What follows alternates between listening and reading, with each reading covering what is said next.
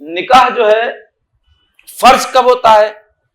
اگر کسی شخص کو یقین ہو کہ اگر وہ نکاح نہیں کرے گا تو زنا کرے گا، یعنی اپنی جنسی خواہش پر اس کو قابو نہیں، اور اس کو معلوم ہے کہ ان عورتوں کو دیکھ کر مچل جاتا ہے، بچک جاتا ہے، اور اگر نکاح نہیں کرے گا تو زنا ضرور ہو جائے گا، تو ویسے شخص پہ نکاح کرنا فرض ہے، لکھیں فقہا، سنت نہیں، واجب نہیں، فرض۔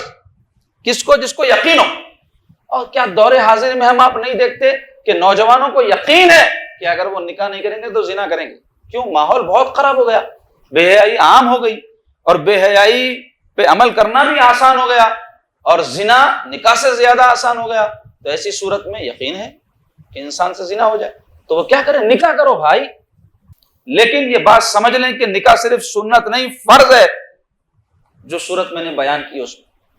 اور اگر کسی کو یقین تو نہیں لیکن خوف ہے، کیا خوف ہے؟ نکاح نہیں کرے گا تو زنا کرے گا، تو اس پر نکاح کرنا واجب ہے۔ فرض میں جتنی تاکید ہوتی ہے واجب میں وہ تاکید ذرا کم ہوتی ہے، لیکن سنت سے واجب کا درجہ بلند ہے، اور فرض کا درجہ واجب سے بھی بلند ہے۔